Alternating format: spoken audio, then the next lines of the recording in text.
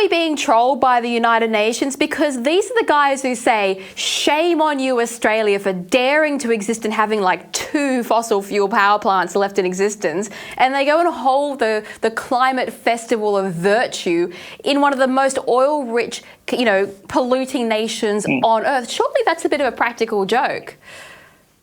Yeah, I think that's an in-joke that nobody picked up on until now. But I think the real question is what happens afterwards, because this is now number 28.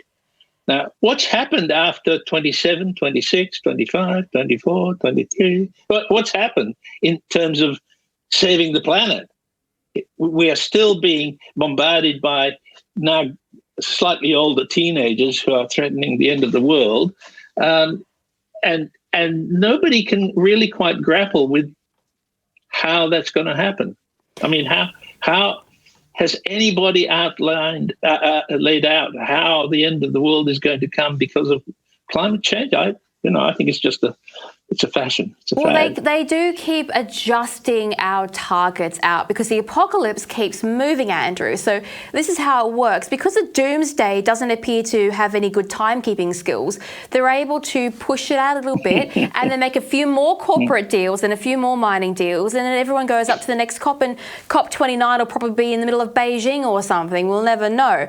But the one question, this is a serious point to end in. How can we improve the energy conversation in this country, preferably before we hit a blackout or a permanent blackout, when we can't even have a discussion on the basic detail of costings with either the opposition or the ruling party? Because as far as I can tell, there are no figures to debate. Well, I think, and I do hold the most of the mainstream media.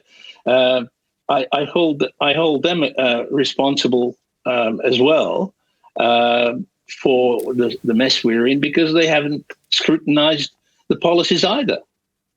So I think it's up to the media.